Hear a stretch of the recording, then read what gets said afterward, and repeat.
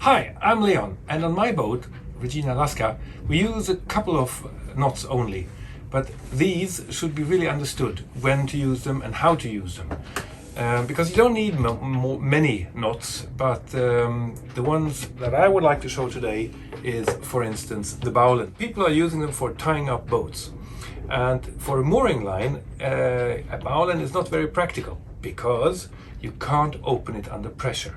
So I'll show you what I mean.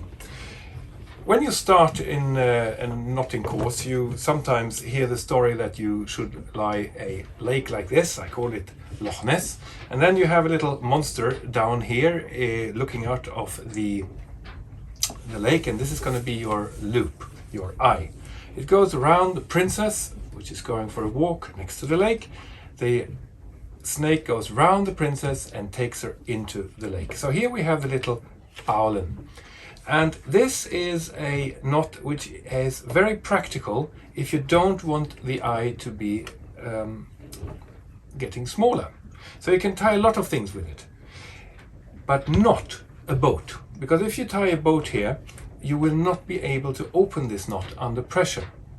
But once this knot has been under pressure for a very, very long time, like if you use it as a sheet on your Genoa or on your outhaul of your furling main, then it can happen that seems difficult to open this knot. But it is not at all, because this knot can be broken. All you have to do is you turn it over and you shift this little eye there over here, and suddenly the whole knot is released. So it's very easy to untie. So this knot is good that you can untie it even after a long time under heavy load if the knot itself is not under load. And now I will show you how the pros do the bowline. So there is a way just to put it over across like this. You do this little thing with your hand, and suddenly you have the lake, the snake or the monster, and the princess, and all you have to do is go around the princess and take her into the lake. So once again, this is a little trick that you have to practice a lot.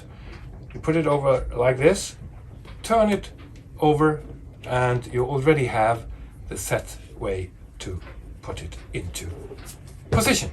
So here you go.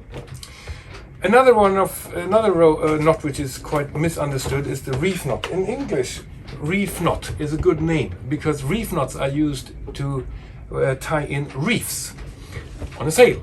So there you can use it. So a reef knot is, which you certainly know and have learned, because many things like shoe lashes are tied with a reef knot.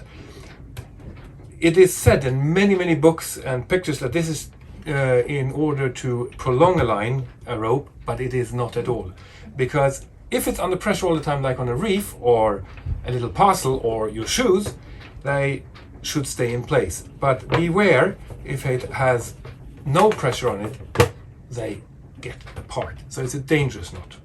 So what can you do?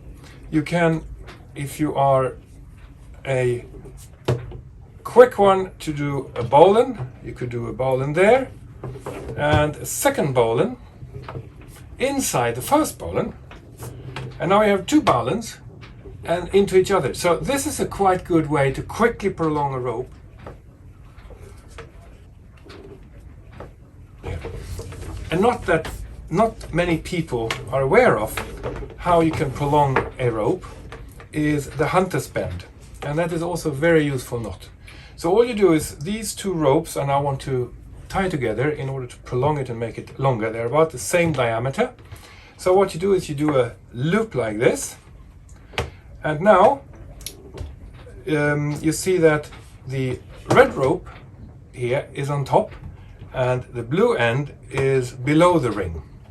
So the one that is on top, you go from underneath through the loop, and the one which is underneath goes from the top. You pull it together, and here you have the hunter's bend. Do it again, so you can see how quickly it is done. So the two ropes are being placed in parallel. You just swing it over. You take this top side, from below, the below side from the top, and you pull together and tidy it up a little bit, and this is how it should look in the end. Here we go. And the hunter's bend has the advantage that even if it's no pressure, it is kept in place, and even if it has been under heavy load, you can bend it open just like with the bowline. So all you do is that you break it up, and then you have all the ends loose to untie it. So I hope this can help you to use your bowline and to avoid the reef knot, and maybe to go for a trial with the hunter's bend, which is a knot which is not very common because it's quite new actually. It was invented in less than 100 years ago. There we go. Thank you for listening.